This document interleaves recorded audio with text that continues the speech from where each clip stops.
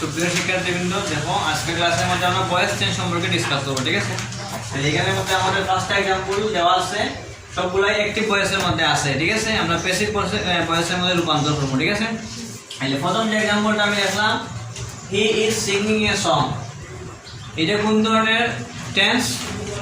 দেখো সাবজেক্ট আছে, কি আছে? সাবজেক্ট হি, হেল্পিং ভার্ব হিসেবে কি আছে? ইজ আছে, মূল ভার্বের সাথে কি আছে? আইএনজি আছে। তাহলে আমরা জানি কি subject plus am is are plus মূল ভার্বের সাথে আইএনজি প্লাস অবজেক্ট যদি থাকে, এটা কোন টেন্স হয়? প্রেজেন্ট কন্টিনিউয়াস টেন্স হয়। কোন টেন্স? ঠিক আছে না? তাহলে এটা আমার তাইলে এখানের মধ্যে সাবজেক্ট হচ্ছে হি, সাবজেক্ট কি? মনে হয় আমরা যখন অ্যাক্টিভ ভয়েস থেকে প্যাসিভ ভয়েসে বলবো তখন সাবজেক্ট চিনতে হইব। কি চিনতে হইব? সাবজেক্টটাকে চিনতে হইব, তারপরে মূল ভার্ব কোনটা চিনতে হইব, হেল্পিং ভার্ব কোনটা চিনতে হইব, অবজেক্ট কোনটা চিনতে হইব। এখানে এই সাবজেক্ট কোনটা পাইলাম? হি। সাবজেক্ট কোনগুলো হয় আমরা জানি সবাই। সাবজেক্ট হয় কর্তা বোঝায় যখন, যেমন ধরো যে কাজটি সম্পন্ন করে, যেমন ধরো হি হইতে পারে, সি হইতে পারে, আই হইতে পারে, উই হইতে পারে, কোনো স্পেসিফিক কোনো নাম হইতে পারে, ঠিক আছে? রহিম করিম কোনো স্পেসিফিক ব্যক্তির নাম হইতে পারে, ঠিক আছে? তাহলে হি ইজ সিঙ্গিং এ সং এর মানে কি? সে একটি গান গাইতেছে। এখানে সেটা সাবজেক্ট, সে মানে হিটা সাবজেক্ট। এখানে হেল্পিং ভার্ব হইল কি ইজ, সিং হইল কি মূল ভার্ব, এ সং হইল কি অবজেক্ট, এর সঙ্গে হইল কি? তাহলে আমরা যে রুলসগুলো দিছিলাম অ্যাক্টিভ ভয়েস থেকে প্যাসিভ করার সময়, প্রথম রুলসটা কি ছিল? না না, প্রথম রুলস ছিল অবজেক্ট সাবজেক্টে পরিণত হয়। অবজেক্ট এই যে অবজেক্ট আছে এখানে মানে কি? এ সং, ঠিক না? আমরা জানি অবজেক্ট থাকে কোথায়? শেষে। অবজেক্ট থাকে কি? আর সাবজেক্ট থাকে শুরুতে। সাবজেক্ট থাকে কি? তাহলে আমরা ভয়েস করার সময় অবজেক্ট প্রথমে সাবজেক্টে পরিণত দিব, ঠিক আছে? তাহলে অবজেক্ট আছে শেষে সামনে একবো, তাহলে এরকমটা সাবজেক্ট হিসাবে রাখলাম। তারপরে দুই নম্বর রুলস কি লিখছিলাম? টেন্স অনুযায়ী হেল্পিং ভার্ব হবে। Very good. তাহলে এ সং এর সাথে হেল্পিং ভার্ব হিসেবে কি হইব? এ সং তো বস্তু বুঝছে, গান বা কোনো বস্তু যদি বোঝায় তাহলে হেল্পিং ভার্ব ইজ হইব। কি হইব? তাহলে এ সং ইজ। তারপরে তিন নম্বর বলছিলাম কি? মূল ভার্বের সাথে আইএনজি থাকলে কি বসে? বিং বসে। কি বসে? এই সেন্টেন্সের সঙ্গে আইএনজি আছে নি, সিং এর সাথে আইএনজি আছে না? তাহলে বিং হইব না? হইতো না? হইব। তাহলে দেখলাম বিং। তারপরে 5 নম্বর রুল কি আসছিলাম? মূল ভার্বের পাস্ট পার্টিসিপল ফর্ম। এখন সিং এর পাস্ট পার্টিসিপল ফর্ম তো কইতে পারিনি। সিং আমার সাথে আছে, বল সিং, স্যাং, সাং। সিং, সাং। এর পাস্ট পার্টিসিপল ফর্ম কি? সাং, এস ইউ এন জি, সাং। তারপরে প্রিপজিশন অনুযায়ী কি বসাইতে হবে? বাই অথবা টু। আমরা এখানে বাই বসাইব, বাই। তারপরে সাবজেক্ট অবজেক্টে পরিণত। শেষের রুলসটা কি ছিল? Subject object. হি এলিকে সাবজেক্ট, হিয়ার অবজেক্টিভ ফর্ম কি? হিম। হিয়ার অবজেক্টিভ ফর্ম কি? তাইলে এখন দেখো আগে অর্থটা ছিল এই he is singing a song মানে কি? সে একটি গান গাইতেছে। এখন অর্থটা চাইলো a song is being sung by him মানে একটি গান তার দ্বারা গাওয়া হয় হইতেছিল, ঠিক আছে? অর্থটা কিন্তু একটু ঘুরে গেলাম।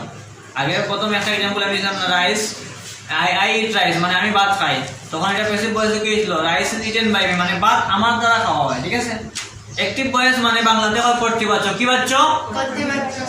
আর প্যাসিভ ভয়েসে লিখে কর্মবাচক। প্যাসিভ ভয়েসে কি? কর্মবাচক।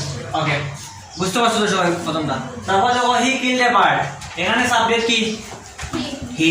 কিল মূল ভার্ব প্রেজেন্ট ফর্ম না past form? Past form. Kill, kill, killed. এটা কইছি আমি কিল, কিলড, কিলড। তাহলে পাস্ট ফর্মের মধ্যে আছে। আর এ বার্ড ইজ অবজেক্ট। এর মানে কি? হি কিলড এ বার্ড এর অর্থ কি?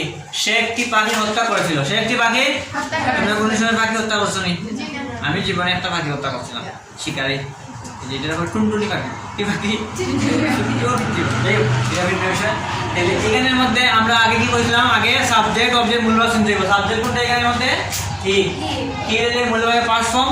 এর বার্ড হলো কি? অবজেক্ট। এর বার্ড হলো কি? অবজেক্ট। তাহলে আমরা প্রথম নিয়ম কি ছিল? অবজেক্ট সাবজেক্টে পরিণত হয়, ঠিক আছে? তাহলে এর বার্ড আমরা অবজেক্ট আছে সাবজেক্ট আনলাম প্রথমে, বুঝে গেছে? তারপরে কি ছিল? Tense help. এটা কোন টেন্স? এটা পাস্ট ইনডিফিনিট টেন্স। কোন টেন্স? সাবজেক্ট প্লাস মূল verb past form plus object দিলে কোন টেন্স হয়? পাস্ট।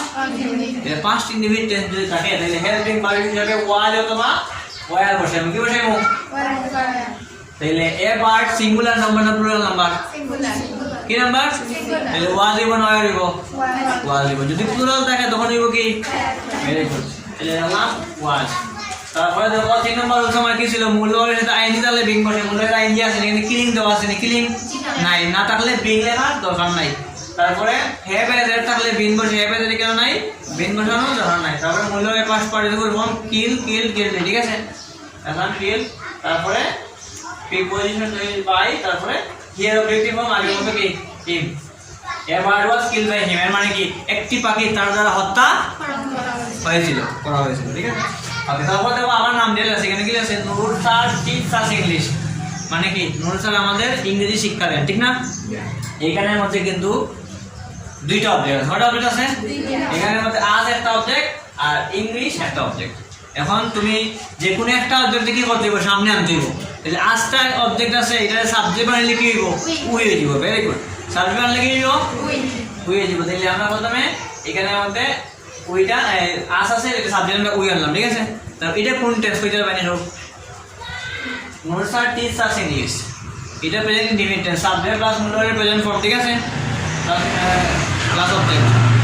যদি প্রেজেন্ট ইনডিফিনিট থাকে তাহলে হেল্পিং ভার্ব হিসেবে এম ইজ আর থেকে যে কোনো একটা বসাই দিব, ঠিক আছে। এটা তো প্রেজেন্ট ইনডিফিনিট টেন্স, তাহলে উই যেহেতু প্লুরাল নাম্বার, এম হইব না, ইজ হইব না, আর হইব, আর হইব। যদি প্লুরাল থাকে সাবজেক্ট আর, তাহলে লিখলাম আমরা আর। তারপরে 3 নম্বর তোমার কি ছিল, মূলভাবের সাথে আইএনজি তাহলে বিং বসে, মূলভাবের আইএনজি আছে, টিচিং দেওয়া আছে না কেন, বলে বিং বিং লেখা দরকার নাই। হ্যাভ এর হ্যাভ থাকলে বিন বসে, হ্যাভ এর আছে নি, বিনও লেখা দরকার নাই। তারপরে 5 নম্বর বলছিল মূলভাবের পাস্ট পার্টিসিপল ফর্ম। এখন বলতো টিচার পাস্ট পার্টিসিপল ফর্ম কি, টট, টট স্পেলিংটা কি রকম, TAUGHT টট, ঠিক আছে। তারপরে 6 নম্বর বলছিলাম কি, দুইটি অবজেক্ট আনলে অন্যটি, এই যে দুইটি অবজেক্ট, এখানে একটা অবজেক্ট আমরা আজটার সামনে নিয়েছি কি, আর একটা কি আনলো বাকি, দুইটি অবজেক্ট ইংলিশ, ওটা আমরা এখানে বসাইব ইংলিশ, সিস্টেম বাই সিস্টেম, ঠিক আছে। তারপরে বাই, তারপরে সাবজেক্ট নুরসা, যদি স্পেসিফিক কোন নাম থাকে তখন হিয়ের পরিবর্তে হিম যেন আগে বসাইলাম, এখানে নাম থাকলে নাম যেটা আসলে বলে নাম নুরসা যেটা আসলে গেল, ঠিক আছে। We are taught English by Nursa. তবে এটারে কিন্তু আরেকটা উত্তর লেখা যায়, একটা তো আজটা তো আমরা আনছিলাম সাবজেক্ট হিসাবে, তখন কিটা হয়েছে উই হয়েছে, তখন আরেকটা অবজেক্ট কিটা আছে ইংলিশ, এটা যদি সামনে না তখন কিন্তু এই উত্তরটা, তখন উত্তর যাবে ইংলিশে, সামনে আনলে ইংলিশ, তখন কিন্তু ইংলিশ সাবজেক্ট কিন্তু একটা, ইংলিশটা বিষয়বস্তু বুঝেছে, তখন কিন্তু হেল্পিং ভার্ব হিসেবে ইজ বসাই দিব, কি বলে দিব, তখন কি ইংলিশ ইজ টট, তারপরে অন্যটি সাবজেক্ট পাঁচটা প্রাণী কেন, তখন আস বাই নুরসা লেখা হবে, বুঝে গেছো কথা, English is taught us by Nursa. তাহলে আমরা ও মানে আজটার সামনে আমরা উত্তর দিতে পারবো, দিলে এখন উত্তর হয়, ঠিক আছে, এভাবে দিতে হইব, বুঝে গেছো কথা, ওকে। তারপর দেখো the cow gives us milk, এইখানের মধ্যেও দুইটা অপশন আছে, এখানের মধ্যে কোন দুইটা অপশন আছে, এটা কই যাবে, আস আর মিল্ক।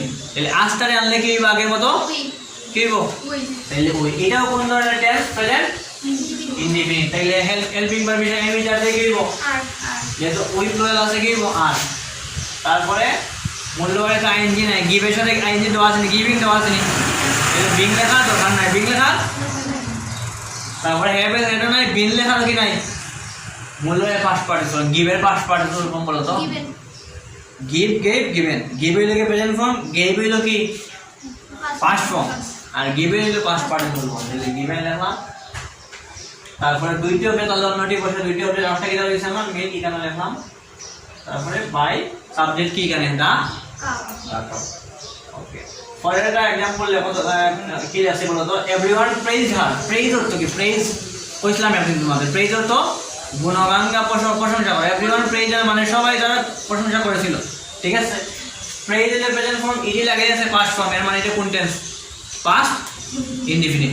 তাহলে হার আছে অবজেক্ট, হার কালের সাবজেক্ট মানে কি দিব, সি দিব, তাহলে সি যেহেতু এটা পাস্ট ইনডিফিনিট টেন্স, তাহলে ওয়াজ আর থেকে কি হইতে পারে, ওয়াজ, হেল্পিং ওয়াজ হইব, কারণ সিটা সিঙ্গুলার না প্লুরাল, সিঙ্গুলার মানে ওয়াজ। তারপরে মূলভাবের পাস্ট পার্টিসিপল ফর্ম প্রেইজ, এটা হইব বাই এভরিওয়ান সাবজেক্ট অবজেক্ট। সবাই বুঝতে পারছো নি?